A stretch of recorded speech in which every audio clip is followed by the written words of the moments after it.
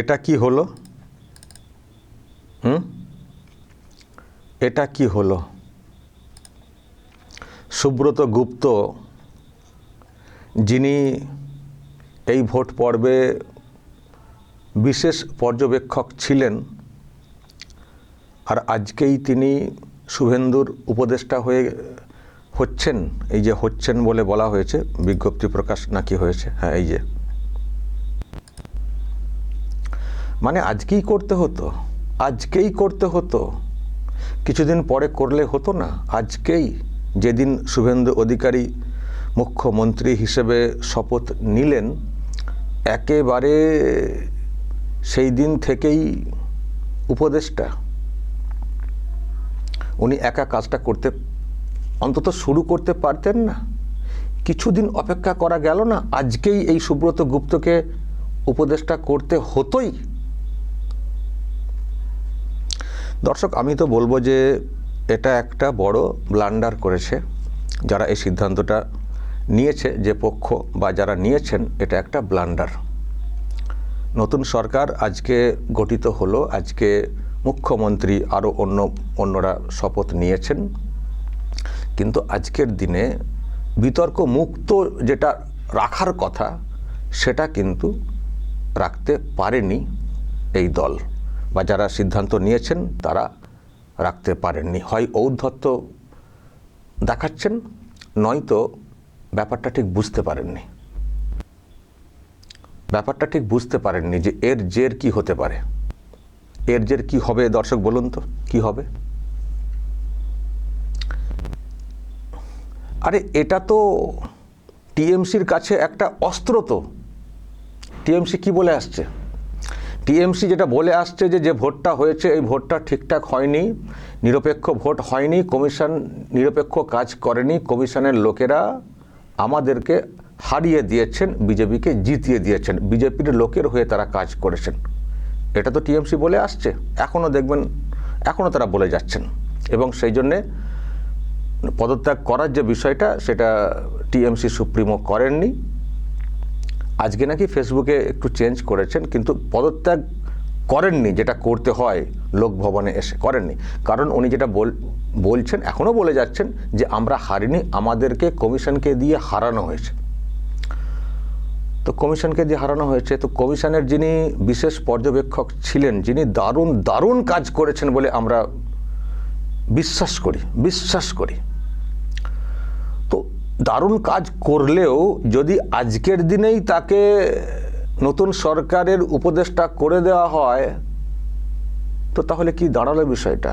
এটাই দাঁড়াচ্ছে অন্তত বলার ক্ষেত্রে, যে তার মানে ওই তো যেটা বলছিলাম সেটাই টিএমসি এটা বলবে, যেটা বলছিলাম সেটাই। দেখলেন তো, ভোট শেষ হতে না হতেই, সরকার যেদিন গঠন হচ্ছে সেদিনই ওই কমিশনের বিশেষ পর্যবেক্ষককে উপদেষ্টা করে দেওয়া হলো। তার মানে কি? চুক্তি আগে থেকেই হয়েছিল, সরকারটা এনে দিন, আপনাকে একেবারে মুখ্যমন্ত্রীর উপদেষ্টা করে দেবো। তো তার মানে কমিশনের লোকেরা যে বিজেপির হয়ে কাজ করেছেন, এর থেকে বড় প্রমাণ আর কি? এবার দেখবেন টিএমসির লোকেরা বলবেন যে কথাটা বলে আসছিলাম সেটাই প্রমাণ হয়ে গেল।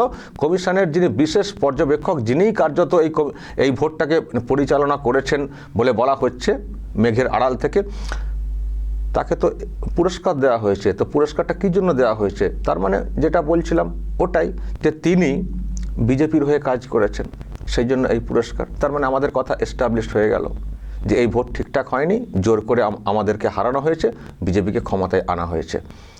তো এটা তো টিএমসিতে এবার তো খুব সহজেই বলতে পারবে না। আমি সেই জন্যই বলছি কথাটা, যে আজকেই কি ওনাকে উপদেষ্টা নিয়োগ করতেই হতো? 3 মাস পরে করলে হতো না? 3 মাস পরে করলে হতো না? আর এই সেই আলাপন ব্যাধি, আলাপনকে যেমন মুখ্য উপদেষ্টা ইত্যাদি দেখেছেন না, মুখ্যমন্ত্রী করে রাখতেন, সেই আলাপন ব্যাধি। কেন শুভেন্দুর কি যোগ্যতা নেই সরকার চালানোর? এক্ষুনি আজকের দিন থেকেই উপদেষ্টা।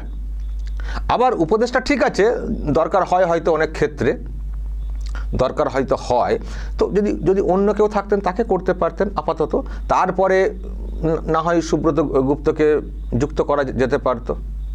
আজকের দিনে যুক্তটা কেন করতে হলো? তো এটা বুঝতে হবে না যে এটা যুক্ত করলে মানুষের মধ্যে কি ধারণা তৈরি হবে, বা এখানে যারা বিরোধী আছে, যারা ভোটকে নিয়ে প্রশ্ন তুলছে, তারা কি বলবে, কি ন্যারেটিভ সেট করবে, এবং তার জন্য জনমানসে কি ছাপ পড়তে পারে, এটা ভাববে না। আবারও বলছি, যদি না ভেবে করে থাকে কোনো পক্ষ, তাহলে বলবো ভুল সিদ্ধান্ত। আর যদি ভেবেই করে থাকে যে যা হবে হবে, ক্ষমতায় আমরা চলে এসেছি, আমরা যা খুশি করব, আমাদের মনে হয়েছে ওনাকে উপদেষ্টা করব, বেশ করেছি, তাহলে এটা ঔদ্ধত্য, এটা ঠিক হলো না, আমার কোথাও মনে হচ্ছে। দেখুন বিজেপি কত ভোট পেয়েছে, 45%।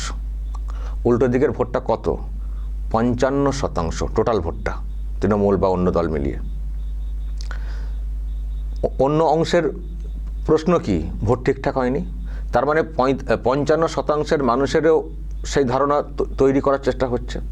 তাহলে রাজ্যের বেশিরভাগ অংশের মানুষের মধ্যে যে ধারণাটা তৈরি করার চেষ্টা হচ্ছে, সেই ধারণাকে কাটাবো নাকি সেই ধারণাটাকে আরও ঘনীভূত করব, কোনটা হওয়া উচিত ছিল, সেটাকে কাটানো। ভোট পর্ব মিটে গেছে, উনি ওনার জায়গায় চলে যাবেন, রেজাল্ট এসে গেছে, সরকার চলবে, পরে 3 মাস 4 মাস 6 মাস পরে এলে তখন আর মানুষ মনে রাখতেন না। কিন্তু এটা একেবারে চোখে লাগার মতো ব্যাপারটা হয়ে গেল না, যে যাকে নিয়ে এত প্রশ্ন, যে কমিশনকে নিয়ে এত প্রশ্ন, সেই কমিশনের বিশেষ পর্যবেক্ষক মুখ্যমন্ত্রী যেদিন শপথ নিচ্ছেন সেদিনই সঙ্গে সঙ্গে তাকে উপদেষ্টা নিয়োগ করা হচ্ছে। এটা চোখে লাগছে না? আমারই তো চোখে লাগছে। ফলে এটা তো যারা বিরোধী আছে, বিরোধী পক্ষ, তারা তো সহজেই এটাকে ক্যাচ করবে। তো দেখবেন, আমি তো বলছি, এরপরে যেখানে যেখানে বক্তব্য শুনতে পাবেন বিরোধীদের, দেখবেন এটা উদাহরণ হিসেবে বলা হবে যে আমরা বলছিলাম না কমিশন নিরপেক্ষ কাজ করেনি, বিজেপির হয়ে কাজ করেছে। দেখছেন না, যিনি বিশেষ পর্যবেক্ষক, যাকে আনা হয়েছিল, যাকে দিয়ে এই করা হয়েছে সেই করা হয়েছে, এসআইআরের নাম, এসআইআরও তো ইনি ছিলেন না, এসআইআরের পর্বে নাম কেটে দেওয়া হয়েছে, তাকে দেখলেন না, সঙ্গে সঙ্গে পুরস্কার, উপদেষ্টা। দেখবেন টিএমসি বলবে। আমি সেই জন্যই কথাটা বলছি, এই যে এত ভালো, আমি কিন্তু বিশ্বাস করি না ওটা। টিএমসি যেটা বলছে, বিরোধী পক্ষ যেটা বলছে, সেটা কিন্তু আমি বিশ্বাস করি না। আমার বিশ্বাস ভোট সুন্দর হয়েছে, ভোট সুন্দর হয়েছে, সুন্দরভাবে উনি কাজ করেছেন, এবং সুব্রত গুপ্ত যে ভূমিকা পালন করেছেন, বিরাট বিরাট ভূমিকা, খুবই প্রশংসার একটা জায়গায় উনি এসছেন, এটা নিয়ে কোনো দ্বিমত নেই। আর বিরোধী পক্ষ যে ভোট চুরি ইত্যাদি বলছে, এটা ফেক, মিথ্যা, হেরে গেছে বলে কথাগুলো বলছে, জিতলে বলতো না। ফলে এটার কোনো ভিত্তি নেই। কিন্তু ভিত্তি না থাকলেও মানুষের মনের মধ্যে ছাপ ফেলার মতো সুযোগ আমি কেন দেব? এটা হচ্ছে আমার বক্তব্য, এটা হচ্ছে আমার বক্তব্য। একটা অংশের মানুষকে তো ভাবাচ্ছে তো বিরোধীরা, যে দেখো ভোট এরকম হওয়ার কথা না, এই সেই ভাবাচ্ছে। তো সেই ভাবনাটাকে এস্টাবলিশ করার জন্য আমি হাতিয়ার দেব কেন?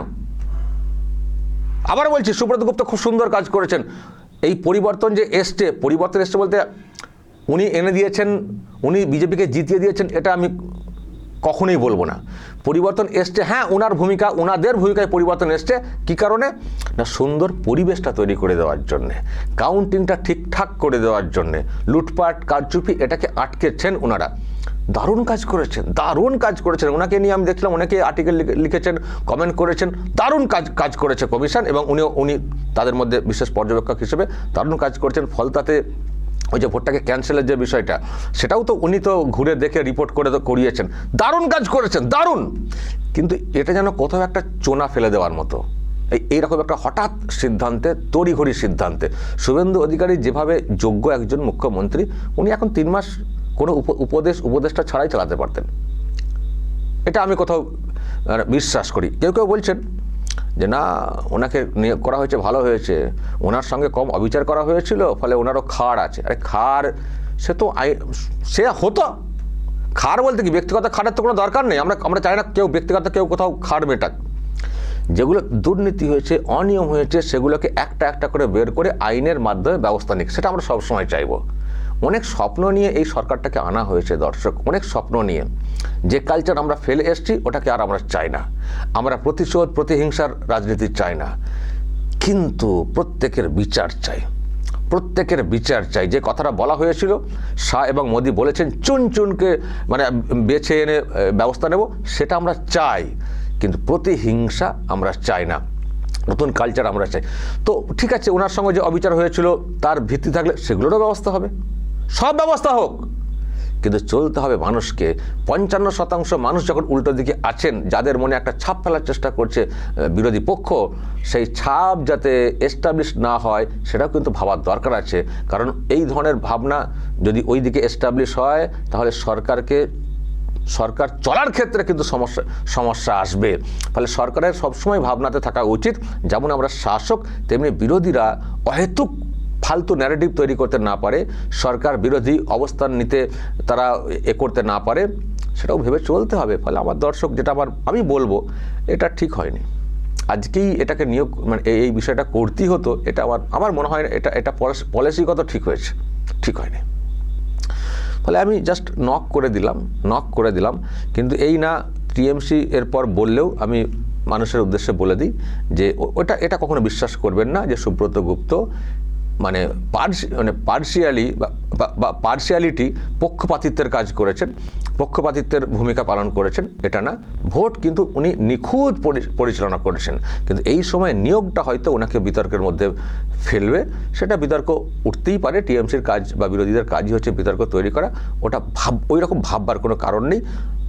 কিন্তু বিজেপির এই সিদ্ধান্তটা এই সময়ে আমারও ঠিকঠাক লাগলো না, চোখে লাগলো। আমার চোখে লাগছে ওদের কথাটা ভেবে। উনি যোগ্য মানুষ, উনি অ্যাডভাইজার হলে অবশ্যই ভালো উনি উপদেশ দেবেন, সেটা আমার কথা বিশ্বাস আছে, যেভাবে ওনারা ভোটটাকে পরিচালনা করেছেন।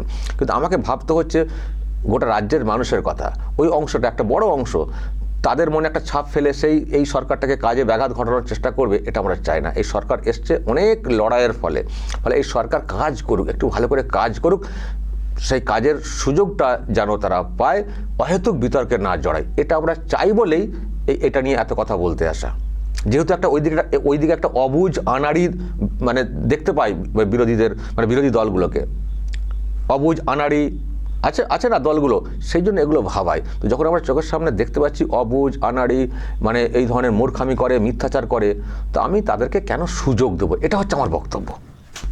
তো যাই হোক, যখন নিয়োগ হয়ে গেছে কিছু করার নেই, উনি কাজ করুন, এটা নিয়ে বেশি চিন্তিত হওয়ার কোনো কারণ নেই। আমি জাস্ট বিষয়টা ভেঙে দিলাম, কারণ বিরোধী পক্ষ গোলাবে, সেই জন্য। আর একটা কথা দর্শক বলি, এতদিন যে ভূমিকা আরামবাগ টিভি পালন করেছিল, সেটা ছিল উৎখাতের ভূমিকা। শাসককে উৎখাত করতে যা পারো করো, উৎখাতের জন্য যা পারো করো। উল্টো দিকের সমালোচনা আমরা খুব বেশি করিনি, লক্ষ্য একটাই ছিল, শাসককে উৎখাত করতে হবে। ফলে উল্টো দিকের পলিসি অনেক কিছু হয়তো আমাদের তখনও চোখে এসেছিল, সেগুলোকে এনে বিভাজনটা করিনি।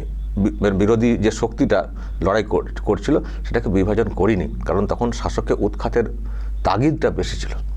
কিন্তু এখন আরামবাগ টিভি যেটা করবে, এখন আর এই সরকারকে উৎখাতের লড়াই আপাতভাবে অন্তত আমাদের এরকম নেই। সরকার এসছে, এই সরকার কাজ করবে, সেটাকেই আমরা দেখতে চাই। তো এখন আমাদের যে কাজ হবে সেটা হবে গঠনমূলক সমালোচনা। যেগুলো আমরা খারাপ দেখব, যেগুলো চোখে লাগবে, যেগুলো মানুষের মনে ছাপ ফেলতে পারে, বা যে কাজগুলো করার কথা করা হচ্ছে না, মানুষ সমস্যাতে আছেন, সেগুলো আমরা এই সরকার পক্ষের নজরে আনব। আপাতত যতদিন না আমরা ভাববো যে এই সরকারকে উৎখাতের প্রয়োজন রয়েছে, কারণ এলেই তাকে উৎখাত করতে হবে, তার বিরুদ্ধে লেগে পড়তে হবে, এটা না। সময় দিতে হবে। আমরা এমন একটা ফেজ পার করে এসছি, রাতারাতি তো আবার সব কিছু হয়ে যায় না। তো আমরা চাই সরকারটা ভালো করে কাজ করুক, তবে চোখে যেগুলো লাগবে আরামবাগ টিভি বলবে। তাতে খারাপ যদি লাগে কিছু করার নেই, কারণ সরকারটা আনা হয়েছে বাংলার ভালোর জন্যে, কারো ব্যক্তি স্বার্থে, ব্যক্তিগত ব্যাপার, এই স্বার্থে না। ফলে আমার কথা মানে দর্শক আপনাদের কথা তো, মানুষের কথা তো সেটা তো বলতেই হবে না। একটা সরকার এসে যাওয়া মানে সে সব সঠিক কাজ করবে, তার কোনো ভুল থাকতে পারে না, সেটা তো হতে পারে না। ভুল তো থাকবেই, বা নজর এড়িয়ে যাওয়া জিনিস তো থাকবেই। তো আমরা চোখ রাখছি, আপনারা, আমার এত চোখ, আপনাদের নজরে যেগুলো আসবে আমাকে নিশ্চয়ই নক করবেন, আমিও সরকার পক্ষের নজরে আনবো। তো ফলে আমাদের কিন্তু গঠনমূলক সমালোচনা থাকবে। কিন্তু এটা নিয়ে যেমন বলে ফেললাম, কেউ বলবেন প্রথম দিনই টোকে দিলেন, করতে হবে, চোখে লাগলে বলতে হবে, যাতে করে, কেন বলছি কেন কথাটা বলছি, যাতে করে এই এত স্বপ্ন নিয়ে নতুন সরকার গড়াটা বিফলে না যায়। অহেতুক বিতর্ক, অহেতুক পলিটিক্স চর্চার মধ্যে জড়িয়ে যাবে, অহেতুক বিরোধী পক্ষ তাই তাই করবে, লম্পজম্প করবে, উন্নয়নে বাধা হবে, এটা আমরা চাই না। সেই জন্যে সরকার ঠিকঠাকভাবে চলুক, এই মানে চলার পথটা যাদের ঠিকঠাক থাকে, তার জন্য যেসব কাঁটা আসতে পারে সেগুলোকে আমরা একটু সরানোর চেষ্টা করব। আমরা কিন্তু এই বাংলাকে সোনার বাংলা দেখতে চাই, সেই জন্য। ওকে দর্শক, বলবেন যদি আপনাদের কিছু মত থাকে এই নিয়ে, অবশ্যই বলবেন এবং নজর রাখবেন আরামবাগ টিভিতে।